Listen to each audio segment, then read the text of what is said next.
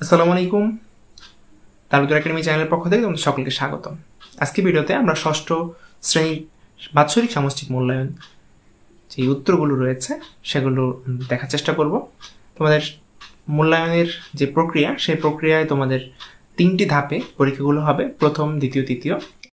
শিক্ষার্থী বন্ধুরা, ষষ্ঠ শ্রেণীর বার্ষিক সামষ্টিক মূল্যায়ন স্বাস্থ্য সুরক্ষা বিষয়, এটি তোমাদের দ্বিতীয় কর্মদিবসের কাজ। এটি মূল্যায়ন হবে 16/11/2023। আমরা আজকে ভিডিওতে সেটি নমুনা উত্তরটি দেখব। তোমাদের অ্যান্সারটি দেখার আগে আমরা প্রশ্নটা একটু দেখে নিই।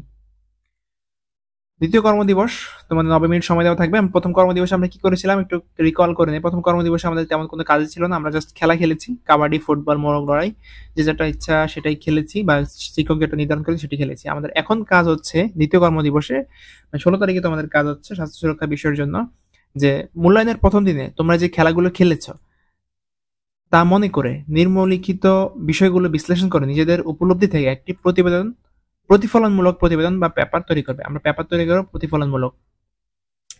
তো এটাই আমাদের কাজ।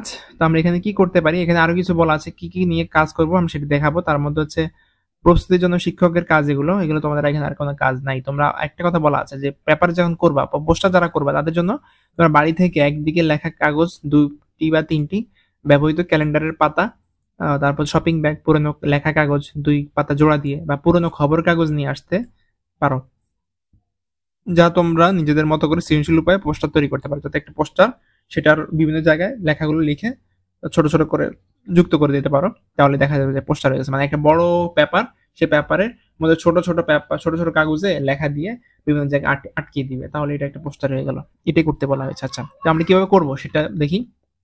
প্রথমে আমাদের যেটা চাওয়া হয়েছে, সুস্বাস্থ্যে কিভাবে প্রভাব ফেলে বলে মনে করছে। তো আমরা অ্যান্সারটি এভাবে শুরু করতে পারি যে তোমার নাম, শ্রেণী, শাখার উল্লেখ লিখে নিবে। খেলায় অংশগ্রহণ নিজের ব্যক্তিগত অভিজ্ঞতা ও উপলব্ধির আলোকে প্রতিফলনমূলক পেপার, আমরা এটা তৈরি করব। তো প্রথমে সুস্বাস্থ্যের প্রভাব। খেলাধুলা সুস্বাস্থ্যের জন্য অত্যন্ত গুরুত্বপূর্ণ। একটি শরীর ও মনের উভয়ের উপরই ইতিবাচক প্রভাব ফেলে। এটি শরীর ও মনে উভয়ের উপর প্রভাব ফেলে। খেলাধুলা শরীরের সকল পেশিকে সচল রাখে, রক্ত সঞ্চালন বৃদ্ধি করে, হৃদযন্ত্রকে শক্তিশালী করে এবং রোগ প্রতিরোধ ক্ষমতা বৃদ্ধি করে। এছাড়াও খেলাধুলা মানসিক চাপ কমায়, উদ্বেগ দূর করে এবং মনকে প্রফুল্ল রাখে। আমার ব্যক্তিগত অভিজ্ঞতায় খেলাধুলা আমার সুস্বাস্থ্যে ইতিবাচক প্রভাব ফেলেছে। আমি ছোটবেলা থেকেই খেলাধুলা করতে পছন্দ করি।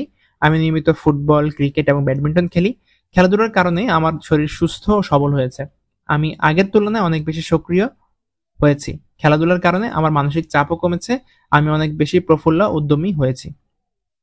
তারপরে আমাদের ছিল পয়েন্ট যে অংশগ্রহণের আগে, খেলার সময় এবং খেলা শেষে তার অভিজ্ঞতা কেমন লেগেছে। মানে খেলার আগে এবং খেলার সময় এবং খেলা শেষে তোমার অভিজ্ঞতা কেমন ছিল সেটা লিখতে হবে। তো খেলায় অংশগ্রহণের আগে, খেলার সময় এবং খেলা শেষে অভিজ্ঞতা। খেলায় অংশগ্রহণের আগে আমি সবসময় একটু উত্তেজিত থাকি।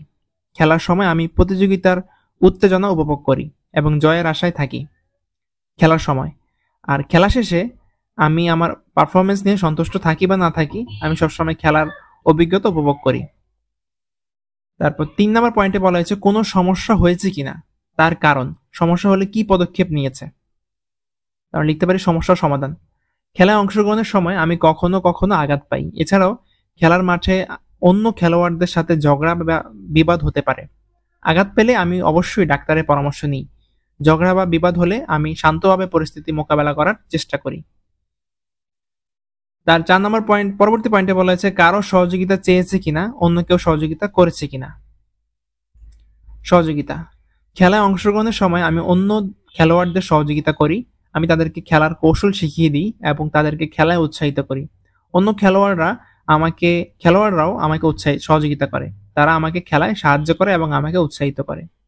5, ইতিবাচক ও নেতিবাচক আচরণ। খেলায় অংশগ্রহণের সময় আমি খেলার নিয়ম মেনে চলি। আমি অন্য খেলোয়াড়দের সাথে সম্মানের সাথে আচরণ করি। আমি কখনো অন্য খেলোয়াড়দেরকে আঘাত করি না বা তাদের সাথে ঝগড়া করি না। আমার কিছু নেতিবাচক আচরণও আছে। খেলার সময় আমি কখনো কখনো উত্তেজিত হয়ে পড়ি এবং ভুল সিদ্ধান্ত নিই।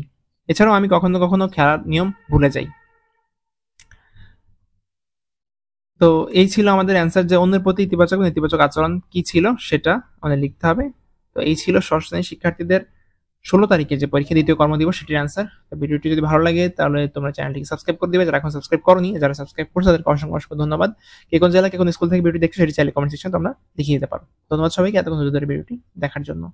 সেক্ষেত্রে বন্ধুরা এতক্ষণ ধরে ভিডিওটি দেখার জন্য তোমাদেরকে অসংখ্য ধন্যবাদ। তোমরা কে কোন জেলা কে কোন স্কুল থেকে ভিডিওটি দেখছো সেটি চাইলে কমেন্ট সেকশনে লিখে দিতে পারো। আর ভিডিওটি বেশি বেশি বন্ধুদের শেয়ার করে দিতে পারো, যাতে তোমার বন্ধুরা দেখে উপকৃত হতে পারে।